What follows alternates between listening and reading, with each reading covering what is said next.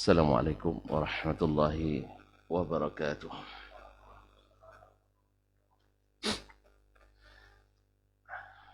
Alhamdulillahi wa kafa.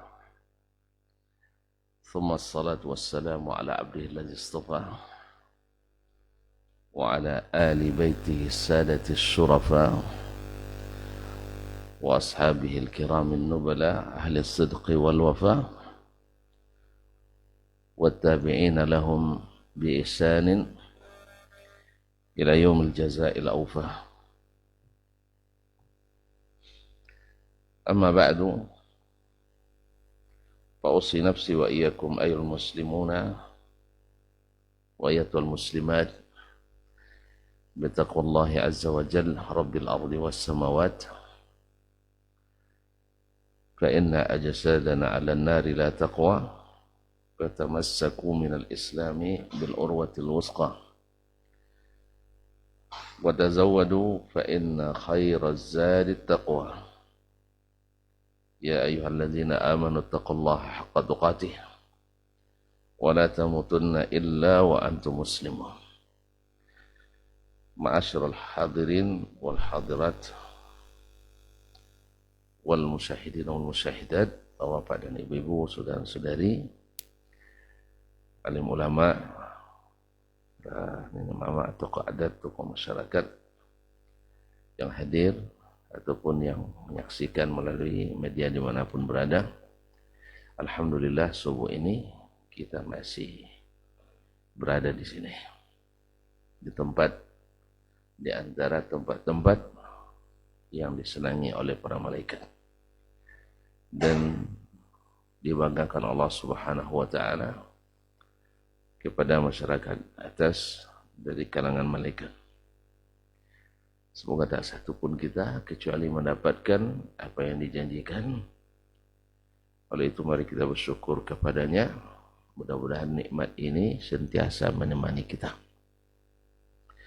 Kaum muslimin, kaum muslimat, hadirin hadirat yang dirahmati Allah Subhanahu wa ta'ala, mudah-mudahan lisan kita selalu basah mengucapkan salawat dan salam kepada Nabi alaihi salatu wassalam, para alul bait, para sahabat, para tabi'in, dan siapapun yang setia mengikuti jalan ini, jalan sunnah Nabi alaihi salatu wassalam. Melanjutkan pelajaran kita bersama Imam As-Sabuni rahimahullah dari kitab Aqidatus Salaf wa Ashabul Hadis. Terakhir kita masuk pada bab min adabi ashabil hadis, di antara adab-adab yang senantiasa dijaga oleh ashabul hadis. Sudah kita pelajari pada temuan yang lalu pada alinea 154, sekarang masuk pada riwayat yang keaturannya yang 155.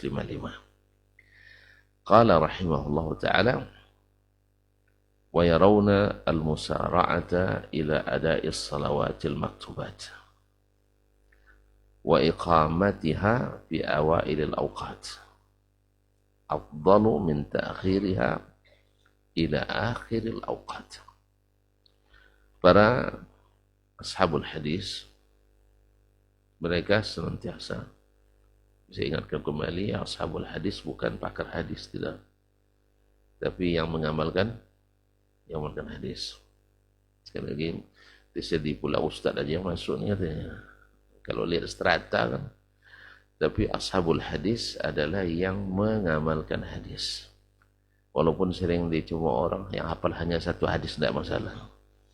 Kadang-kadang tuan-tuan itu orang hadis yang hafal satu aja, kullu bid'atin dhalalah. Ayat yang hafal satu, al-yawma akmaltu lakum dinakum.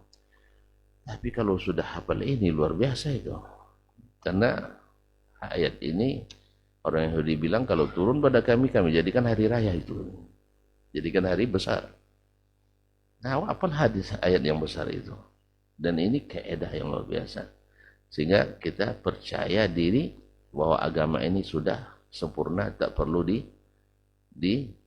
dikreasi, dimodifikasi lagi. Alhamdulillah. Kalau yang tidak hafal, suruh ngapal itu. Suruh ngapal. Nah, yang maksud dengan ashabul hadis sekali lagi adalah yang mengamalkan hadis, bukan yang menghafalkan hadis. Bukan ada yang mendalami ilmu-ilmu hadis. Karena seperti kata Imam Ibn Rajab rahimahullah dalam Fadlu Ilmi Salaf ala Ilmi Khalaf, banyak di antara fuqaha mutaakhirin khususnya, mereka pakar di hadis, tapi menyimpang dari mengikuti manhaj ahli hadis. Ini yang kita maksud, bukan pakarnya. Walaupun sebenarnya pakar harus mengikuti hadis. Tapi kadang-kadang karena syubhat dia menyimpang dari hadis. Nasallallahu alaihi wasallam. Nah, yarawna al-musara'ata ila ada'is salawat. Mereka selalu memandang bahwa salat itu, maksudnya salat wajib, mesti segera dilakukan. Mesti segera ditunaikan. Maka ciri khasnya alul hadis itu adalah menjadikan salat sebagai agenda utama setiap kegiatannya.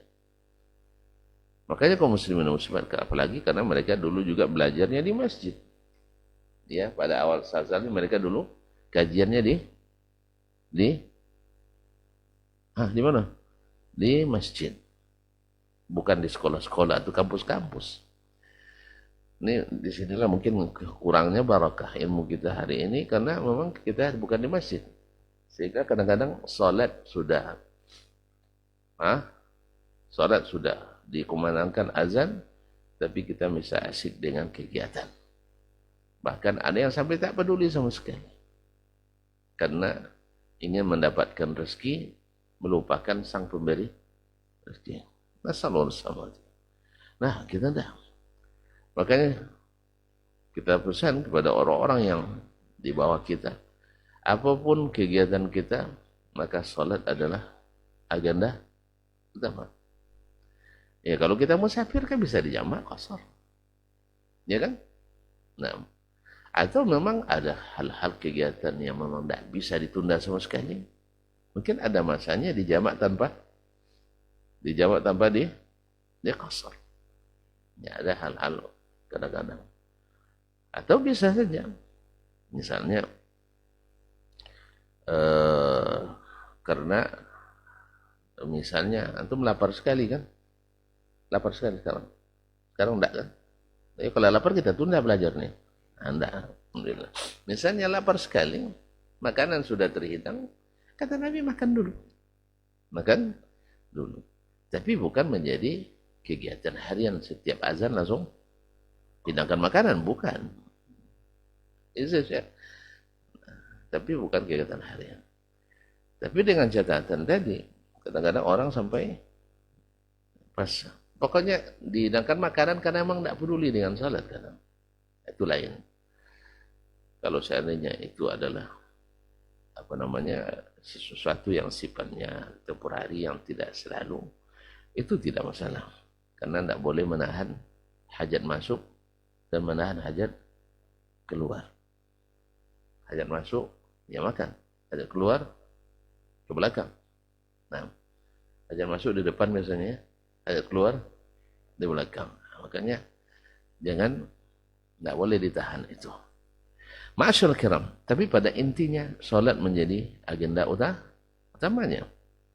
Wa iqamatiha fi awailil awqat afdalu min ta'khiriha ila akhir awqat. Bahwasanya mengerjakannya di awal waktu lebih diutamakan daripada mengerjakannya di akhir waktu. Mengerjakannya di awal waktu lebih diutamakan daripada mengerjakannya di akhir waktu. Nah, ini khilafan karena sebagian ada yang mengatakan semakin dilambatkan semakin afdal. Apa sebab? Karena pikiran kita senantiasa terkait dengannya. Tapi kalau udah selesai, dah habis, dah ada mikirkan sholat lagi.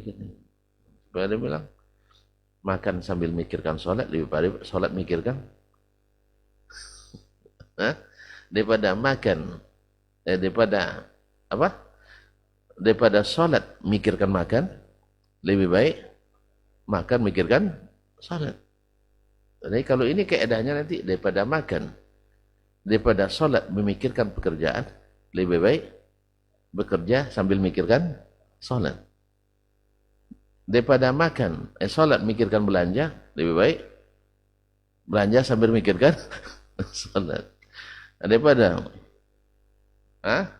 salat mikirkan acara santai, lebih baik santai dulu baru salat. Nah, kalau ini keadaannya, maka salat tak akan pernah jadi agenda utama. Kan itu bisa aja, daripada kan selintas kan betul kan. Daripada sedang salat mikir makan gitu. Ingat goreng jengkol, ingat lalapan petai, sambil salat. Lebih baik makan dulu baru salat. Selintas benar kan?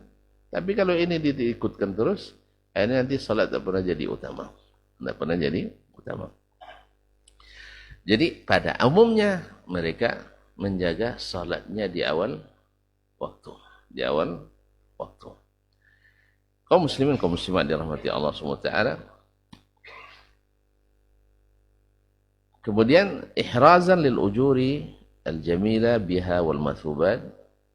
Ini tambahan dari salah satu naskah, supaya mendapatkan pahala-pahala yang bagus dan ganjaran yang baik. Karena semakin di awal, semakin terkawal di awal, semakin besar pahalanya. Ketika ditanya oleh sahabat Nabi sallallahu alaihi wasallam, apa amalan yang paling afdal? Di antara yang beliau sebutkan adalah salatu ala awqatiha. Sebagian riwayat mengatakan fi awwali waqtiha. Salat pada waktunya. Riwayat lain mengatakan di salat pada awal waktunya. Kemudian Syekh melanjutkan wa yujibuna qira'ata Fatihatil Kitabi khalfal imam.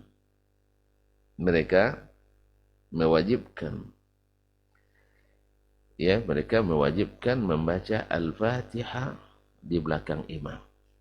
Artinya ketika salat berjamaah, maka Al-Fatihah mesti tetap dibaca oleh makmum.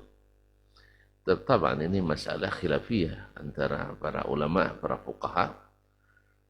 Di antara ulama ada yang mengatakan bila salatnya sirri, yang pertama mereka sepakat bila salatnya sirriyah, salat sir, artinya tidak salat jahar, maka wajib makmum membaca Al-Fatihah. Kalau imam kan sudah dikerjakan yang lain. Ini fardu ain. Nah, maka wajib imam dan makmum baca Al-Fatihah bila khilaf insyaallah. Yang kedua, masalah salat jahriyah. Nah, ketika salatnya jahar terjadi khilaf antara para ulama. Ada yang mengatakan seperti Imam Malik rahimahullah mengatakan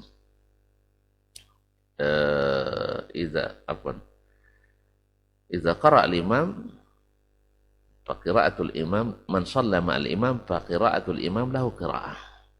Siapa yang Masya Allah, ini tanda bahwa kajian akan lebih panjang atau segera dipersingkat. Jazakallah khair. Jadi diperpanjang. Siapa yang salat bersama imam, bacaan imam itu baginya bacaan, artinya sama dengan bacaannya sendiri. Ini kan berlaku umum, termasuk Al-Fatihah, karena Al-Fatihah dibaca keras oleh imam. Maka itu cukup bagi makmum mewakilinya sesuai dengan zahir hadis tadi. Sedangkan jumhur mengatakan tidak.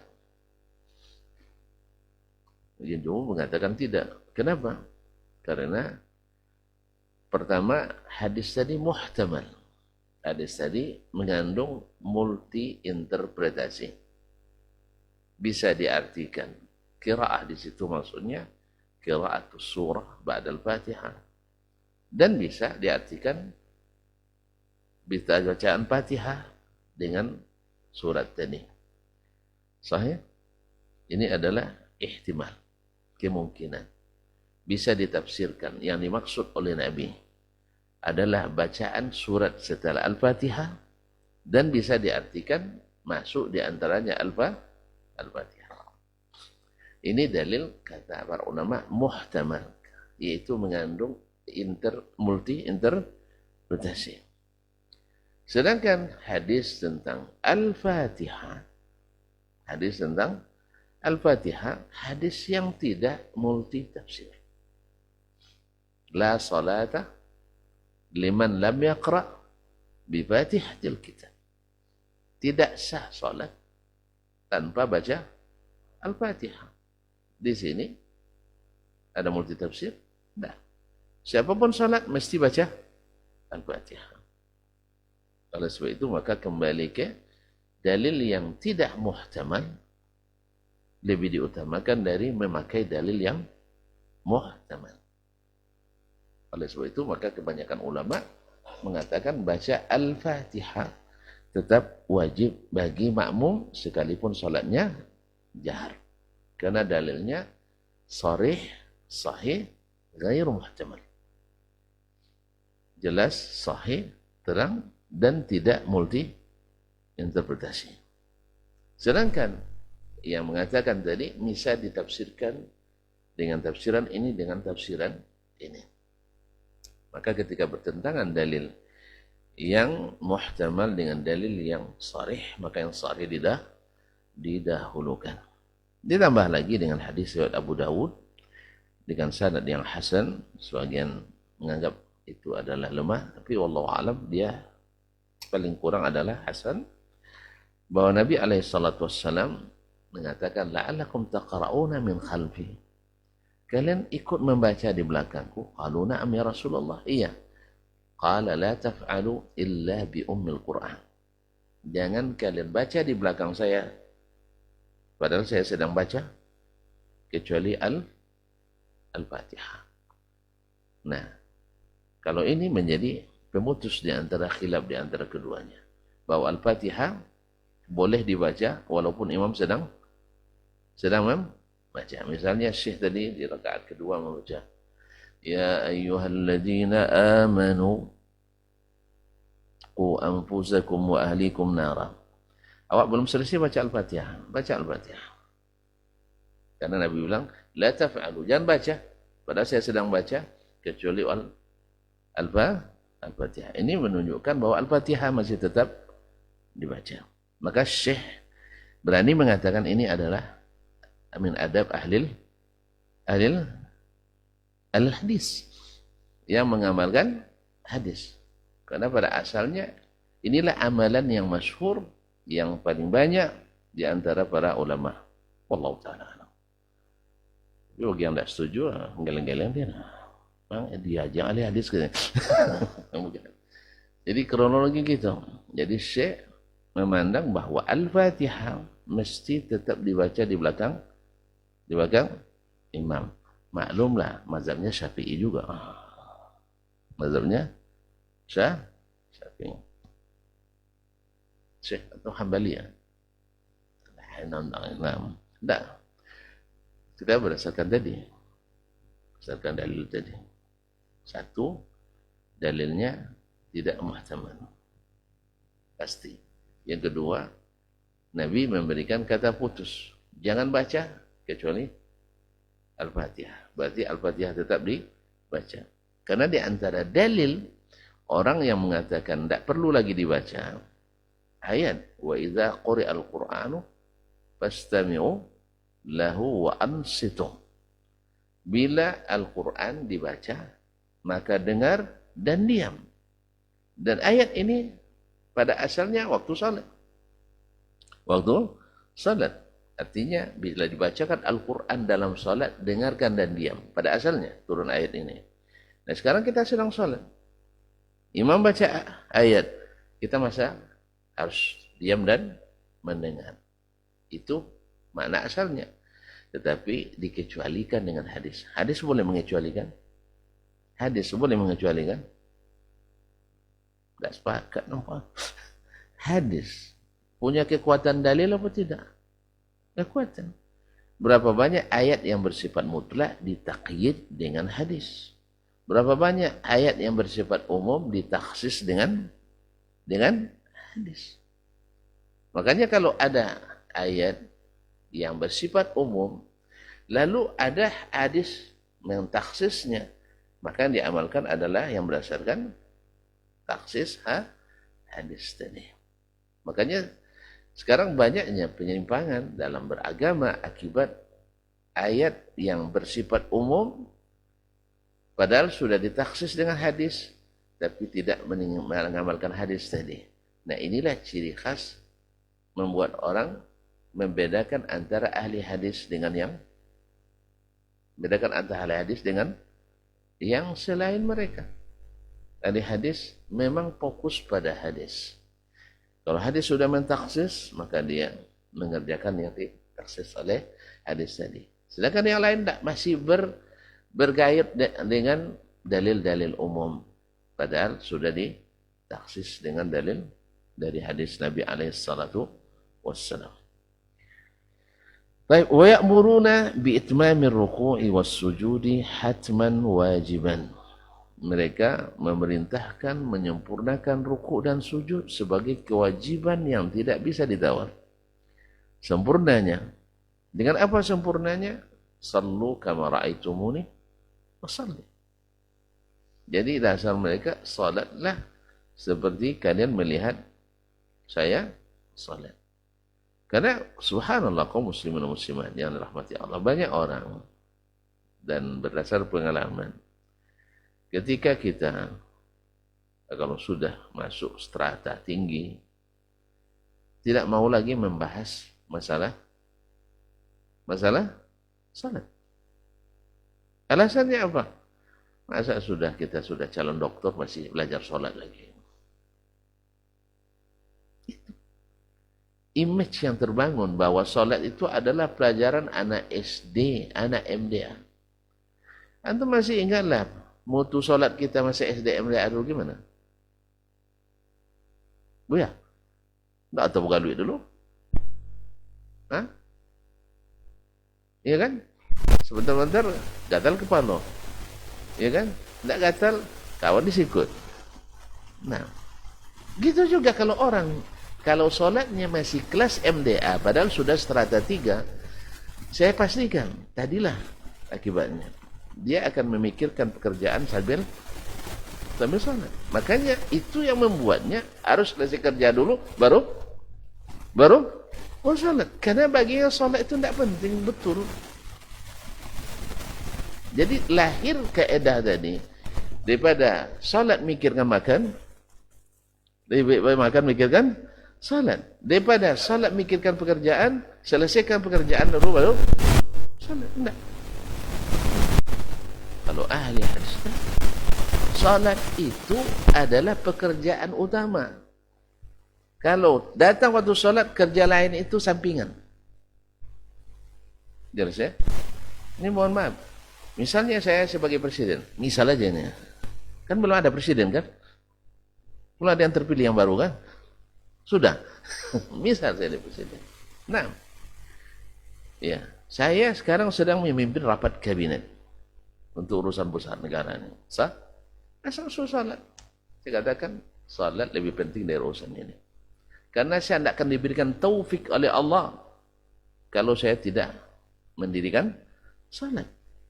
Innallaha ala nasrihim laqawiyyun aziz. Allah maha kuat, maha perkasa membantu mereka. Siapa? Alladzina immakkannahum fil ardi aqamus salat. Orang-orang yang bila kami beri kuasa kepadanya di atas permukaan bumi ini, dia dirikan salat. Jelas ya? Jelas, nampak kan? Dan itu yang dilakukan orang-orang besar. Yang namanya benar-benar tercatat dalam sejarah orang-orang besar. Masuk salat, dah. Ini pekerjaan paling utama. Nah, siapapun pemimpinnya ingin jadi orang besar, ikut cara-cara orang besar itu. Insya Allah, namanya akan besar dan pahalanya akan besar. Jelas ya? Situ yang paling. Enggak. Kita boleh bercerita. Mudah-mudahan masuk kaji kepada yang Allah berikan dapat hidayah. Artinya, ini saya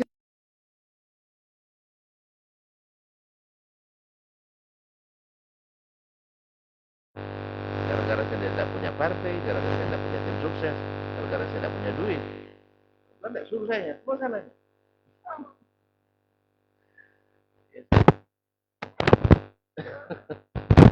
Rasa teman-teman ya. Ya kan syaratnya tidak ada lagi yang mau kan. Ini masih banyak yang mau, masih banyak yang berlomba ya kan. Janganlah yang ikut lomba aja. Karena kata Nabi SAW, jangan kalian ambisi jadi semua penguasa. Kalian boleh ambil.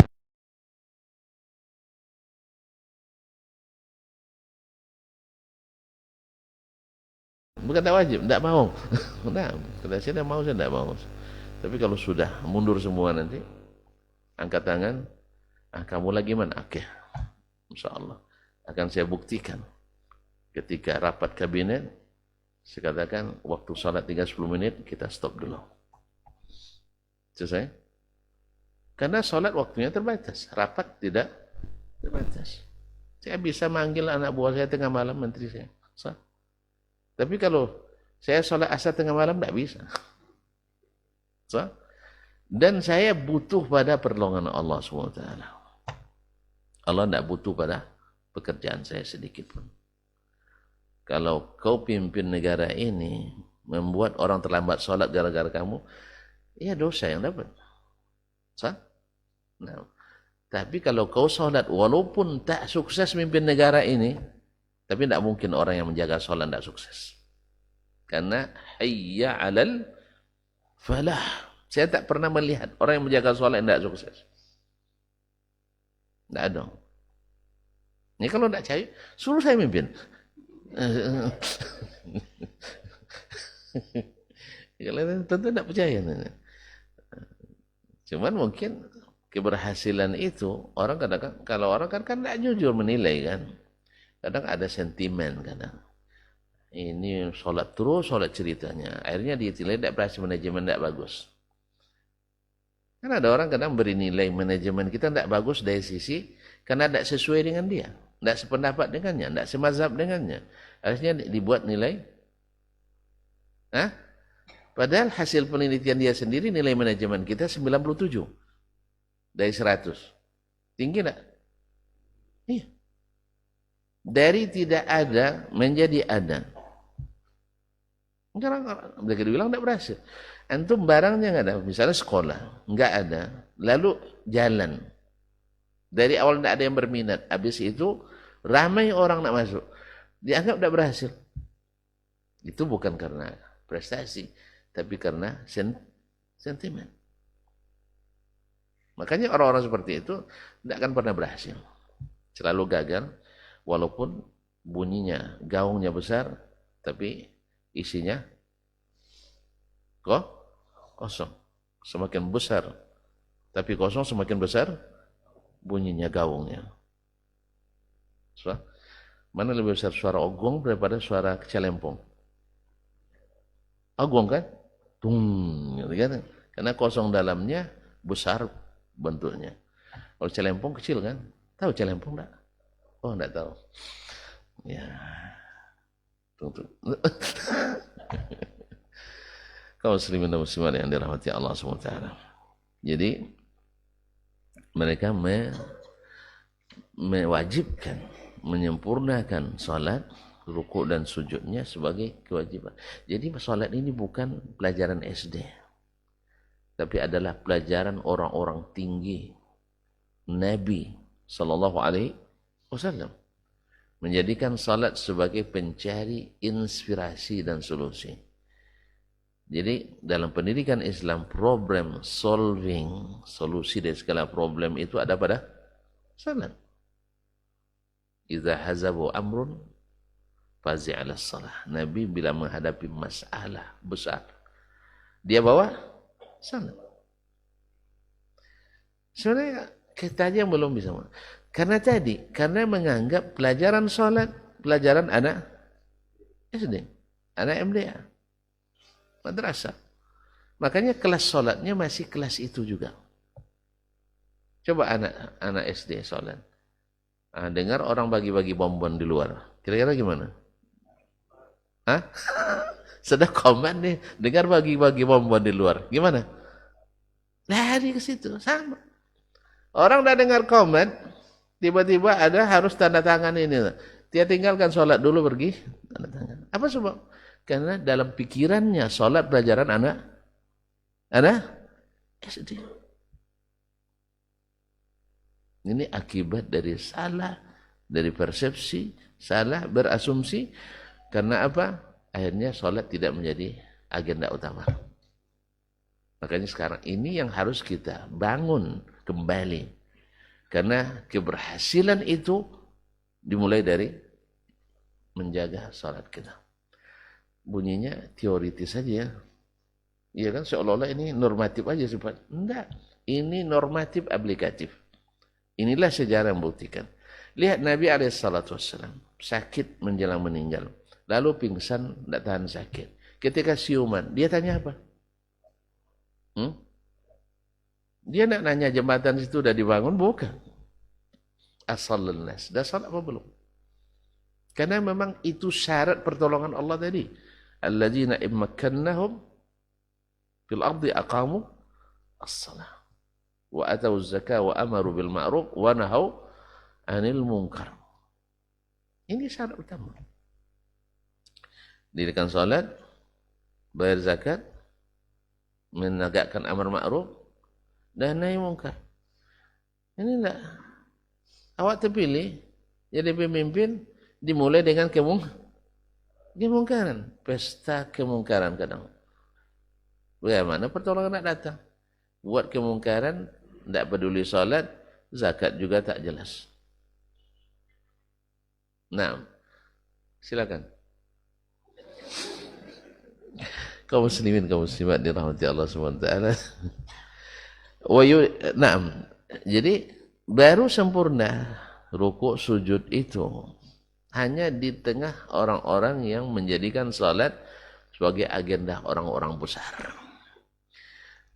Umar ketika tertikam oleh Abu Lu'lu' al-Majusi yang diagungkan di Iran sekarang. Kuburannya jadi kuburan wali, tempat ngalap berkah. Pahamlah tuh. Pahamlah kita. Pahamnya? Nah, ditulis di gerbangnya makam, masalah makam itu istilah makam. Makam Baba Syuja, sang pemberani. Itulah pahlawan pemberani. Apa sebab? Berhasil membunuh Umar. Setan aja takut sama Umar. Dia berani membunuh Umar. Sehingga di kalangan Syiah dianggap sebagai pahlawan. Paham kan? Paham tak? Hah? Yang berhasil membunuh Umar sebagai Baba Syuja. Nah, Umar radhiyallahu anhu ketika ditikam oleh orang mujrim tersebut, pingsan. Ketika siuman, dia nanya apa? Salat. Jadi agenda orang besar itu adalah salat pertama. Oh, tidak maju dunia rasanya. Itu pikiran syaitan kita. Kalau sholat berapa banyak habis nanti waktu. Gitu ya. Itu pikiran syaitan kita. Bukankah Persia ditaklukkan di tangan orang-orang seperti ini? Sah? Bukankah Romawi ditaklukkan di tangan orang-orang seperti ini? Sahih? Hah? Bukankah ketika Konstantinopel ditaklukkan? Coba apa pesan dari sang panglimanya? Jangan sampai ada kalian yang berbuat maksiat. Jangan sampai ada yang melalaikan sholat. Jangan. Jadi orang-orang besar itu memang menjaga sholat. Jadi kaum muslimin dan muslimat dirahmati Allah. Jadi salat menjadi agenda utama. Siapapun menjadi pemimpin di manapun posisinya. Nasallallahu ayyufiqana jami'an. Jadi bukan lagi salat itu pembahasan anak SD dan MDA. Nanti mutu salat anak SD dan MDA. Ini saya katakan karena memang tidak sedikit saya temukan di lapangan asumsi dan persepsi seperti ini. Soalnya urusan pribadi. Ada yang mengatakan, ada pula yang komentari saya itu. Masa sekelas doktor masih membahas masalah salat? Kami dah selesai dulu di masa SD. Pada waktu lebih duluan selesai di SD pada dia. Nah, alhamdulillah, salat tetap di hati kita. Salat tetap di hati yang harus selalu besar. Naam, wa ya'udduna itmam ar-ruku' was sujud bit-tama'ninati fiha. Dan mereka menganggap menyempurnakan ruku' dan sujud dengan tama'ninah padanya. Wal irtifa'i min ar-ruku'i wal intisaba minhu wat tama'ninah fihi. Kemudian bangkit dari ruku', kemudian berdiri betul berserta tamaknina, wa kadzalika irtifa' minas sujud, kemudian bangkit dari sujud, wal julus baina sajdataini, dan duduk di antara dua sujud, mutmainnina fihi, dengan tamaknina padanya, min arkanis salah, termasuk rukun salat, allati la tasihhu illa biha, yang tidak sah kecuali dengannya, yaitu salat dengan tamaknina. Subhanallah kaum muslimin. Ini juga tidak sedikit kita temukan di lapangan. Ya orang-orang yang salatnya ya tidak bisa diikuti. Saya ketika salat di sebuah hotel, karena ada acara internasional, salat sebuah hotel musallanya sana. Nengok yang jadi imamnya di depan, imamnya pakai jubah, pakai sorban. Antum tidak ragu boleh ikut kan? Soalnya kita belakangnya. Weh, tidak terikuti. Awak belum rukuk, dia sudah i'tidal. Awak belum i'tidal, dia sudah astagfirullah. Iya, tidak ada tumanina saya. Subhanallah. Sampai-sampai kita harus mufarakah. Dan ada ustaz yang ngikutinya, habis itu ulangnya solat lagi. Tidak nyaman dia. Tidak percaya dia sedesah solatnya. Allah. Kenapa? Karena dia ngejar acara tadi.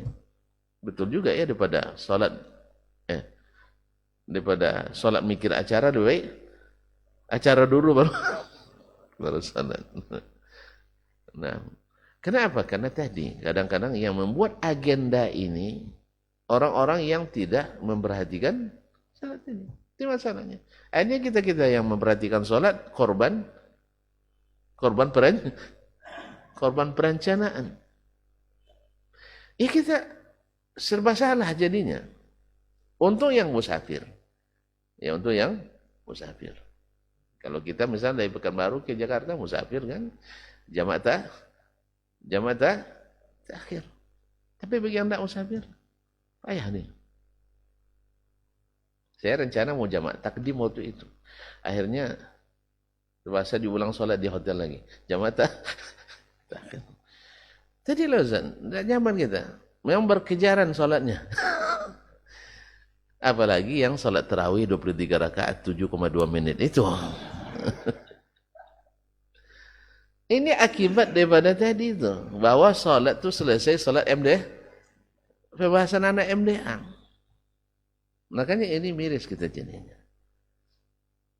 Ya orang-orang yang akademis, secara akademis terata tinggi, tapi memandang masalah ini masalah kecil. Padahal Nabi menjadikan masalah besar. Berarti kata-kata. Wasiat terakhir menjelang beliau wafat apa? As-salat as-salat. Wa ma malakat aymanukum. Subhanallah.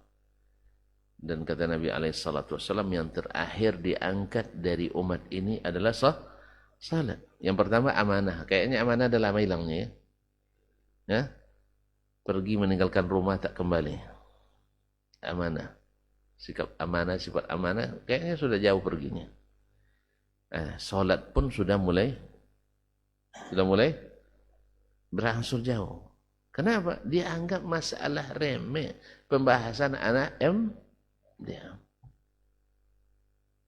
Jadi ketika ada yang komentar seperti itu, sudah dokter masih harus saya sholat, saya telusuri profilnya, ternyata memang kelasnya masih kelas MDA. Nah, memang kullu ina'in bima fihi yandah. Seperti kata orang Arab, apa isinya itu yang akan keluar. Setiap bejana itu mengeluarkan apa yang ada di dalamnya. Kalau jernih, jernih. Keruh, keruh. Ya bermutu, bermutu. Tak bermutu, tak bermutu. Alhamdulillah. Jadi itu kaum muslimin dan muslimah. Kalau tidak, ahli hadis mengatakan bahwa salat itu harus yang satu, yang paling sempurna. Sebab apa? Pulang kita nanti ke akhiran. Yang pembawaan pertama yang ditanya apa? Ya salat. Itu masalah kita jadi ketua ini, jadi pimpinan ini, jadi syekh ini, itu urutan tak berapa tuh. Yang sayangnya Nabi jadikan salat itu patokan yang lain diterima atau tidak. Tidak mungkin Nabi menjadikannya kalau bukan karena salat membentuk kesuksesan kita. Sah ya? Tidak mungkin. Nabi menjadikan salat sebagai patokan. Idza saluhat saluhal sairul amal. Bila salih, maka amal yang lain ikut salih. Wa idza fasadat fasada sairu amali. Kalau rusak pula amalan yang lain. Tidak mungkin Allah. Karena memang ayat mengatakan itu. Kalian akan dibantu, dikuatkan, disukseskan memimpin.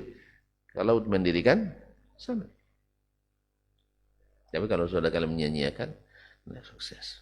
Allah musta'an. Baik. Ini adalah mandangnya. Salat pula. Masalah akidah apa hubungannya? Nah, dah kita cukup sampai sini dulu ya.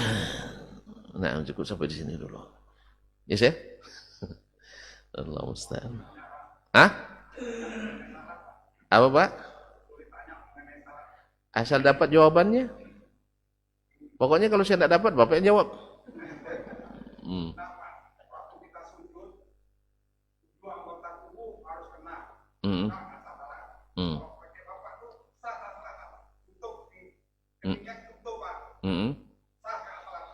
Saya nanya lagi, siapa yang syaratkan terbuka? Bapak sujud pakai lutut enggak? Iya, lutut pakai tutup apa enggak? Iya, saya paham. Di antaranya lutut. Lutut Bapak ditutup apa dibuka? Atau sujud?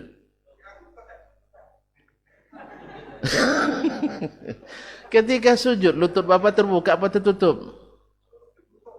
Taib. Kenapa tidak boleh kepala tertutup?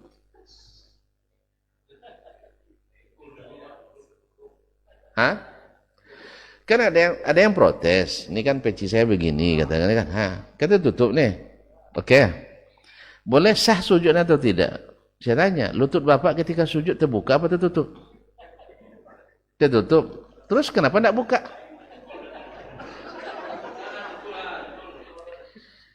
Ya, makanya saya perlu dalil. Apa dalilnya mesti terbuka? Kalau ada dalil mesti terbuka, saya buka. Kan ada yang kan kritik tuh.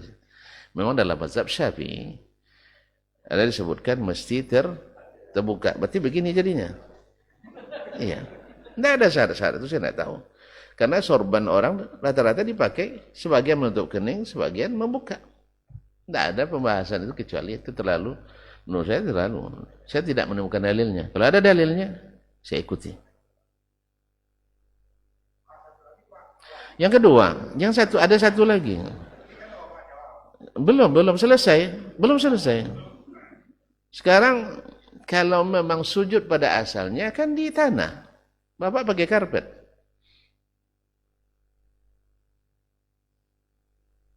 Berarti kita buang karpet nih. Maki keramik.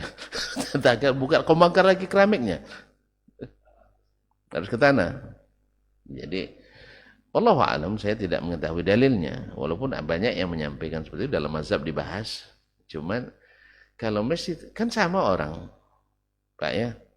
Dulu kenapa sebagian masjid masih mewajibkan khutbah pakai bahasa Arab? Padahal khutbahnya orang Arab saja tidak paham. Ini bahasa Arab. Kami singgah di masjid, khutbahnya pakai bahasa Arab.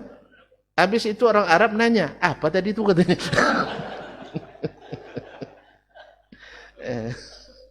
Iya Pak ya. Anu mempersulit. Taib, alasannya apa? Karena khutbah itu bagian dari salat. Memang hikmah ya. Disebut para ulama karena khutbah itu pengganti 2 rakaat. Lalu kita katakan, bukankah menghadap kiblat rukun salat? Harusnya khatib menghadap kiblat. Jelas? Nah, sama Pak. Sebagian orang ruku, kepalanya diginikan menghadap kiblat. Alasannya apa? Karena salat harus menghadap kiblat. Terus pinggang antum? Jadi intinya kita mengikuti yang diajarkan oleh Nabi SAW.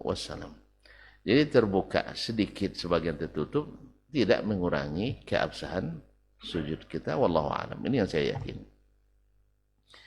Kadang-kadang kita tanpa sadar kan. Awalnya begini kan. Habis itu karena lapang turun sendiri. Apakah setelah itu saya ulang sholat lagi? Makanya saya butuh dalil.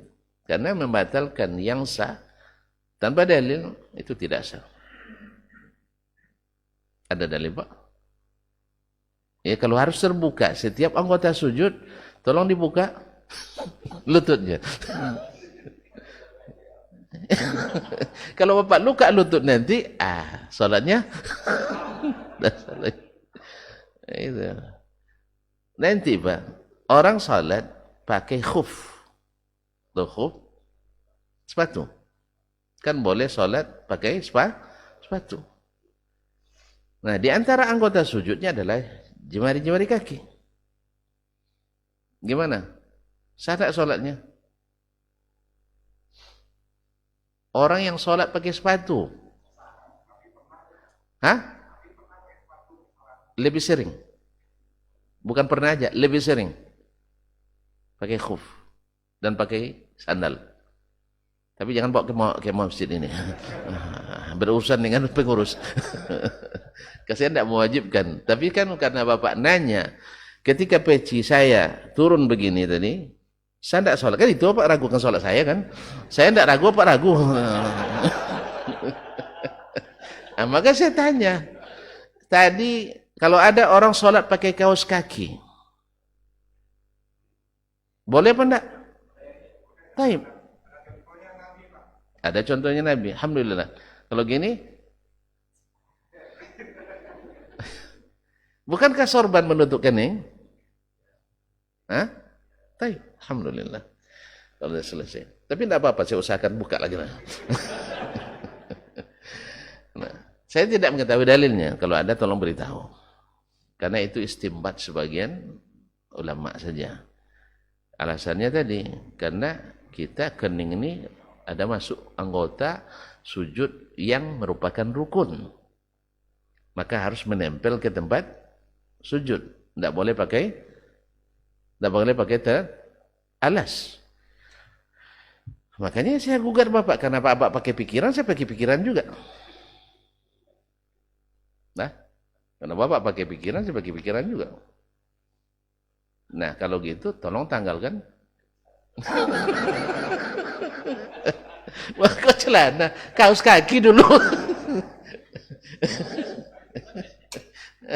Jadi Nabi SAW ada. Ya.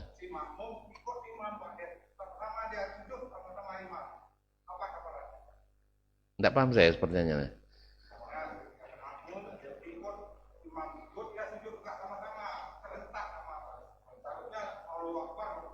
Oh gitu. Artinya mengikuti imam, betul-betul ikut ini ya, serentak sama imam. Taib. Mengikut imam itu ada 3 model. 1, serentak dengan imam.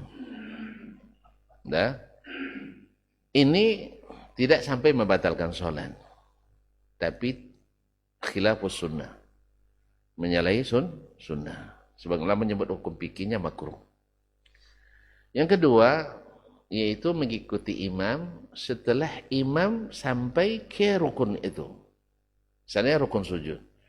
Dah pasti imam sampai keningnya, kakinya, lututnya ke tempat sujud, baru makmum sujud. Dan ini yang disuruh oleh Nabi sallallahu alaihi wasallam, wa kunna la naqfid hatta wada'a Nabi sallallahu alaihi wasallam jabhatahu 'ala al-ard atau kama qala. Kami tidak turun kecuali setelah pasti Nabi meletakkan keningnya ke tanah atau ke lantai. Dan ini sunnahnya. Yang ketiga, enggak. Imam dah nak naik pula, dia belum juga turun. Dia sibuk dengan rukun sebelumnya. Padahal dia sudah tumakninah, tapi entah apa, karena ada bacaan yang mungkin dia ingin sempurnakan, maka dia kadang-kadang hampir berpapasan dengan imam. Dan ini berbahaya. Ini berbahaya. Jangan-jangan nanti ketinggalan. Dan model ini banyak juga. Dan mungkin ada sebagian yang terlihat oleh saya, imam sudah bangkit, dia baru turun. Ini, wallahu alam, sebagian ulama mengatakan batal. Sebagian yang lain tidak. Kalau sampai 2 rukun yang terlewat, itu batal. Kalau 1 masih ada tadaruku al-arkan. Maka kemudian yang jelas itu khilafus sunnah. Ini bertentangan dengan sunnah Nabi alaihissalatu wassalam. Ya dulu sengaja. Mohon maaf, kadang orang-orang ahli ibadah pula nampaknya berijtihad sendiri dia kadang. La haula wala quwata illa billah. Jadi, karena Bapak tanya hukum yang pertama, saya jawab sah solatnya, tetapi kurang pahalanya. Pak, Bapak kalau kerja mau dikurangi gaji enggak? Dengar dulu. Mau enggak kerja dikurangi gaji? 25%. Enggak kan? Makanya kalau enggak mau dikurangi, maka sempurnakan. Itu, sempurnakan. Yaitu sempurnakan imam, baru kita melakukan. Makanya kaum muslimin dan muslimat dirahmati Allah Subhanahu wa taala, dalam hadis riwayat Imam Muslim disebutkan, ketika imam duluan, kita kan baru tuh. Nah, kita tambahan waktu kita penggantinya ketika dia bangkit. Lamanya tetap sama. Lamanya tetap lebih kurang sama. Oleh sebab itu, misalnya Allahu Akbar, dia ada sujud, kita baru turun. Kan lebih duluan dia kan? Kita baru bangkit kapan? Setelah dia Allahu Akbar bangkit. Nah, waktu dia bangkit itu tambahan waktu bagi kita. Sama juga salam nanti. Dia lebih duluan salam daripada kita. Mungkin ketika berdoa, dia sudah salam, kita masih bisa Rabbana atina fid dunya. Asana doa lagi di ujung itu. Jelas? Imam dah selesai, kita belum selesai. Masih boleh doa kan? Mungkin imam sudah selesai doanya tadi, awak yang belum. Maka disambung. Rabbana atina fid dunya hasanah wa fil akhirati hasanah wa qina adzab. Nah, baru kita salam. Karena yang menyelesaikan salat kita bukan salamnya imam, tapi salam kita. Tapi tidak boleh mendahului imam. Lama sekali ya, saya duluan. Tidak boleh juga. Nah. Dan mana lebih afdal? Imam dah salam 5 menit, awak masih juga sibuk doa. Itu khilafus sunnah. Kita harus selesai imam, kita selesai pula. Walaupun sebenarnya doa bagus di penghujung salat, tapi rusak gara-gara kita jauh ditinggalkan imam. Jelas? Udah Pak? Ada lagi yang ketiga?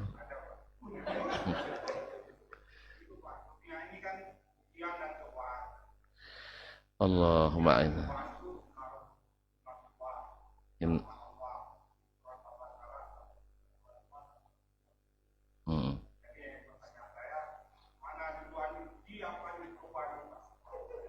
Mana duluan diuji daripada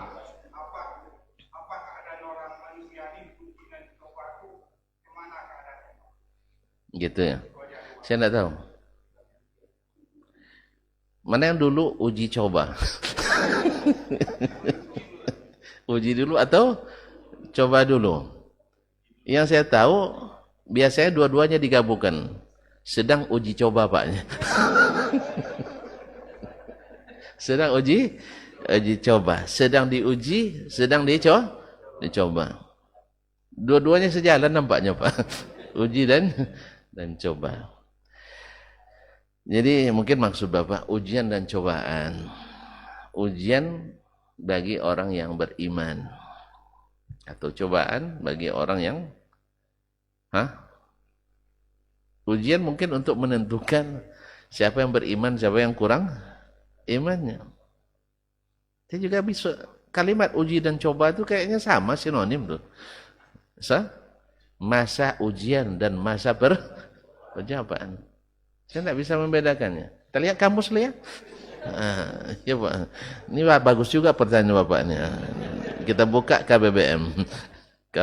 KBB apa? Kamus besar KBBI ya bahasa Indonesia. Uji coba.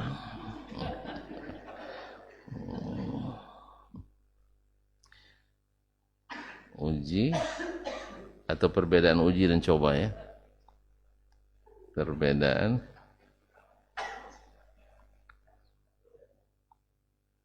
ujian dan cobaan. Oh, ada perbedaannya Pak. Saya bacakan Pak. Membedakan ujian dan cobaan terletak pada perspektif dan dampaknya ujian dan dampaknya. Ujian menguji keterampilan sedangkan cobaan menguji karakter. Dah. Ujian menguji keterampilan. Bagaimana Bapak menghadapinya. Sedangkan cobaan menguji karakter. Sikap yang dihasilkan setelah ujian itu. Awalnya durhaka, habis itu jadi orang taat. Akhirnya orang keras jadi orang lembut. Ini permainan kata-kata aja nampaknya Pak. Baik. Kita baca panjang atau cukup itu aja? Ini ada definisinya juga sekalian ya. Saya cukup itu aja lah Pak ya. Nah, nanti Pak cari sendirilah. Nah, cuman dalam konteks syariat yang namanya bala itu bersifat kadang-kadang hukuman dan kadang-kadang bersifat ujian. Bersifat ujian. Dan dua-duanya punya implikasi. Ya, yang hukuman kadang-kadang membuat orang jera. Ujian kadang-kadang membuat orang juga meningkatkan apanya? Meningkatkan peringkatnya. Jadi orang yang tidak bukan karena hukuman semakin meningkatkan dan meneguhkan. Sedangkan orang yang mendapatkan itu sebagai hukuman akan menyadarkan untuk meninggalkan kekeliruannya selama ini.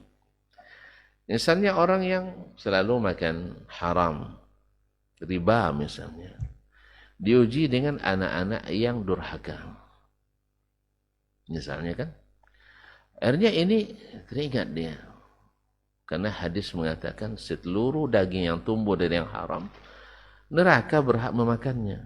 Makanya kalau kita dapatkan anak-anak yang nakal-nakal, perlu kita introspeksi. Jangan-jangan ada yang haram yang masuk ke dalam rongga tubuhnya. Sehingga pekerjaannya mengarah kepada yang dosa, ke neraka.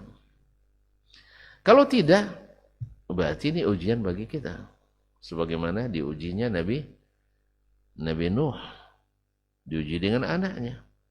Nabi Adam diuji dengan anaknya. Nah, dan seterusnya. Akhirnya semakin membuat kita untuk teguh. Karena jangankan saya, Nabi saya diuji. Dan seterusnya. Jadi, Allahu a'lam, Ini yang disebutkan oleh para ulama, ada yang untuk meningkatkan keimanan kita, menambah tinggi derajat kita, dan ada untuk membersihkan dosa-dosa kita sebagai hukuman dari Allah SWT. Karena termasuk sayangnya Allah sama kita, dicepatkannya hukuman di dunia. Coba kalau tunggu akhirat, azabnya berat. Kalau di dunia lumayan masih ringan. Ya kan? Kalau di akhirat, nauzubillah, neraka. Siapa yang kuat dengan neraka? Tidak ada yang kuat. Maka kita minta perlindungan padanya. Walaupun dosa kita banyak, tapi kita tetap minta